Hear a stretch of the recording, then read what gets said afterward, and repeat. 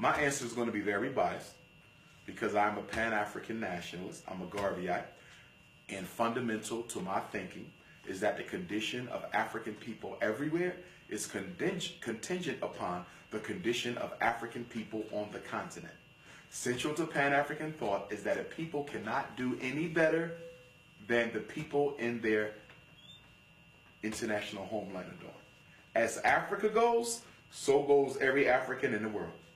And that's why, for me, Pan-Africanism is the only strategy that will work. Nothing else will work because everything else, if you look at every other ideology that we have, it separates us from Africa. Every one. Only Pan-Africanism connects us to Africa. And this is another contradiction of our struggle. Let me ask you a question. We've seen Trayvon murdered. We've seen Eric Garner, the young brother in Cleveland, Michael Brown, dozens and dozens and dozens and dozens and dozens of black men murdered every day. I think I read something like a black man is killed by the police in America, what, once every 3 days or something to that extent. Why you never see Chinese kids get murdered by police? They have just as many gangs as we have. Chinese gangs all across America. Latino gangs all across America. Asian gangs all across America. Why is it only black men being murdered by cops?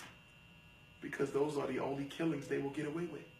You kill Chinese people, you got to deal with China. They're not going to go for that. If the Chinese notice that there's a systematic war against their youth in America, someone's picking up a phone call. Obama, we need to have a conversation. Because me and you, we engaged in some trade. Our countries do business. Well, that business is at risk right now because the next time one of mine get killed, we cutting this off. You see that?